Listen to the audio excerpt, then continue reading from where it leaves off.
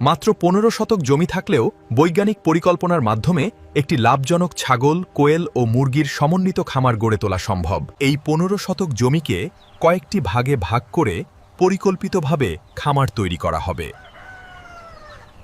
প্রথমে ৬ শতক জমিতে ছাগলের শেড তৈরি করা হবে। এই ৬ শতক জায়গায় ২০ থেকে ২৫টি ছাগল পালন করা সম্ভব। ছাগলের শেড এমনভাবে তৈরি করতে হবে যেন পর্যাপ্ত বাতাস চলাচল করতে পারে। এরপর ৩ শতক জমিতে কোয়েলের খামার তৈরি করা হবে। এই ৩ শতক জায়গায় প্রায় ৮০০ থেকে ১০০০ কোয়েল পালন করা সম্ভব। কোয়েলের ডিম ও মাংস বাজারে অনেক চাহিদা সম্পন্ন। বাকি ৪ শতক জমিতে দেশি মুরগির খামার তৈরি করা হবে।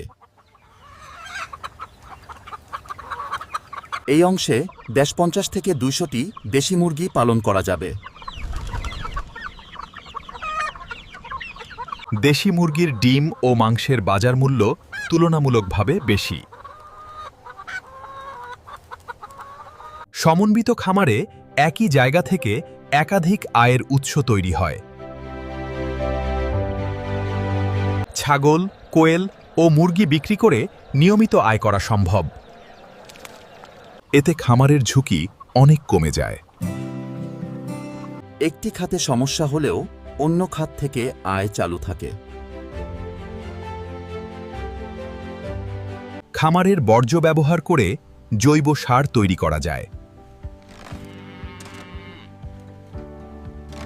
এই জৈব সার সবজি চাষে ব্যবহার করলে খরচ কমে যায়। খামারের পাশে ১ শতক জমিতে ঘাস চাষ করা যেতে পারে। এই ঘাস ছাগলের খাবারের খরচ কমাতে সাহায্য করবে। সঠিক পরিকল্পনা করলে ছোট জমি থেকেও বড় আয় করা সম্ভব। শুরুতেই জমির সঠিক ডিজাইন তৈরি করা অত্যন্ত গুরুত্বপূর্ণ। ড্রেনেজ ও পানি চলাচলের ব্যবস্থা আগে থেকেই নিশ্চিত করতে হবে। প্রতিটি শেড পর্যাপ্ত বাতাস ও সূর্যের আলো পাবে এমনভাবে তৈরি করতে হবে। এই ধরনের খামারে শ্রমিকের প্রয়োজন তুলনামূলকভাবে কম হয়।